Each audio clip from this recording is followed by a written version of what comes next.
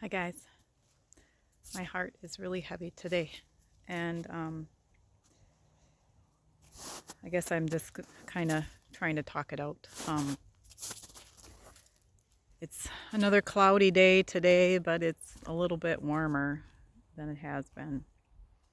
And I, of course, true to character, have just been thinking and thinking and thinking way too much.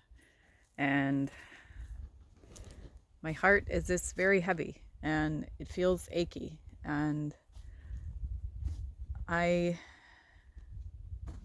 there's INFJs are sad people. Not that we're sad people. I'm not a sad person necessarily, but we kind of carry this sadness. And that's a whole other video, and that's not what I really want to talk about today, but I am reminded of it because we carry, it seems like, a lot of burdens for a lot of people. And we want to fix things, and we want things to be better for everyone and for ourselves, maybe. Better for myself seems to be on the back burner a lot.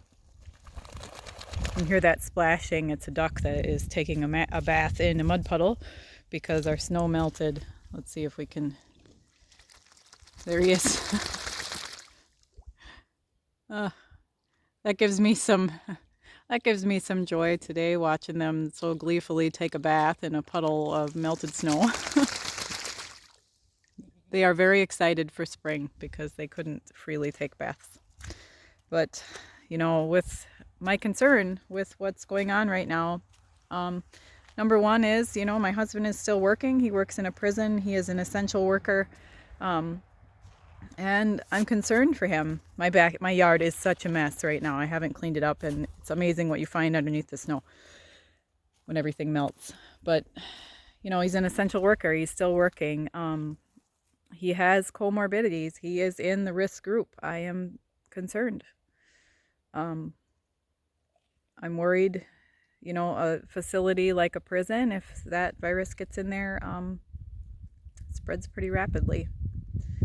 So I am concerned for him to get sick. At the same time, I feel protected. God is always with me. He has a plan. He knows what the plan is. This thing doesn't surprise him. My reaction doesn't surprise him. He is strong enough to take my worry and take my sadness and do something with it. Make it for the good. Still some snow here. You can hear it when you walk. I'm also concerned, for my children. And maybe it's, I don't know, in the back of my mind I'm thinking maybe it's about time. My children, this generation of kids. My kids are 18, 16, and 12, if you didn't know that. A girl and 2 boys. And they have never known a world of hardship. Neither have I, really. I did grow up in a very limited income family, but I have never really known a lot of hardship. And I've spent the last few years, as I've mentioned before, working on growing food and working on all these skills that if you would have told me 10 years ago that I would have, I probably would have laughed at you. But something led me to do it. And whether that's intuition or God's leading or, something in my soul that needed to learn these things. And like I said the other day, I hope I don't need them to survive, but I'm thankful for them, those skills that I have and the knowledge that I have. I'm thankful for it in case I do need it. I am concerned over what could possibly happen now in our culture. And you know what? Our culture needs changing. Busyness is next to godliness, needs to end. But like a lot of things, I think it's going to be painful for a lot of people. And we don't want people to be in pain. I don't want people to be in pain. I don't want my children to have to suffer in any way. You know, we want things to be very good for them all the time. And I have been, in a way, kind of the rock in my family. And, you know, Pastor Troy talked today about the rock that we need to have is God. And we can't be that rock because we're human and we'll fail. And we will disappoint people. And I try to be that rock a lot of times. And, you know, my husband is a rock for me. He is a source of stability and security, and he is someone that has kept me from, you know, jumping off the cliff, so to speak. You know, he kind of keeps me on this earth a little more stable than I normally would be, I guess, without him. And he keeps me laughing, and that's really important, and I need that. So just thinking about, you know, some virus taking him away from me, that's terrifying. It's terrifying. I don't know what's going to happen, and that makes me crazy. I want to know what's going to happen, but we don't always know. We don't always know the results of things. This could miraculously turn around and end tomorrow as quickly as it started. But I don't think things are going to be the same. You know, something's telling me that big changes are coming. And are they going to be good? I hope they are. But I don't know. I've been kind of wandering around outside a bit the last few days because it's helpful to me to do that. And I'm a little embarrassed about the mess behind me and stuff, but that's okay. It's okay. This is what farm life looks like in the spring.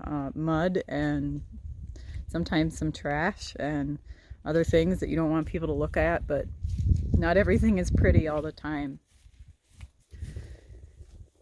The birch trees are pretty. There's my baby goats back there. They're doing great still. Yeah. I don't know, guys. I'm still feeling hopeful. I still feel protected. I feel like, you know, God has his hands in this, as he does in everything else. And I need to trust him, and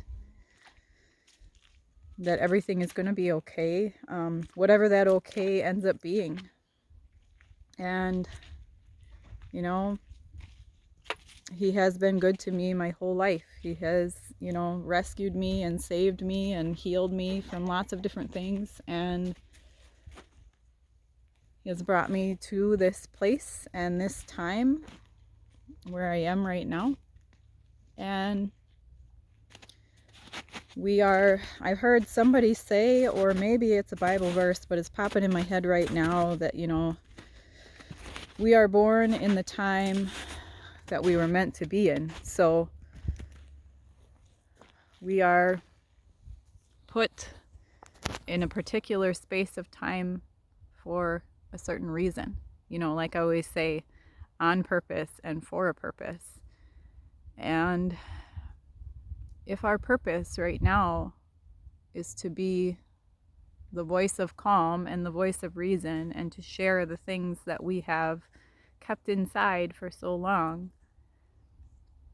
for fear of rejection and fear of being misunderstood, maybe if that's our purpose for now, to lead our groups, or lead our people, lead our tribe out of this mess, when there's some conclusion to it, and into something different. That's what I'm looking for right now. Wandering around in my woods this morning, just asking God, you know, what would you have me do now, Lord? What would you have me do?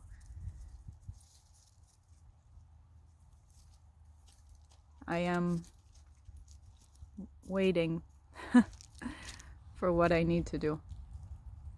And just kind of looking and waiting for the sun to come out. I will be planting this space behind me, which is my vegetable garden, as soon as I am able. We will still have frost, probably for 2 more months, so it'll be a little bit, but definitely going to put an effort into growing food.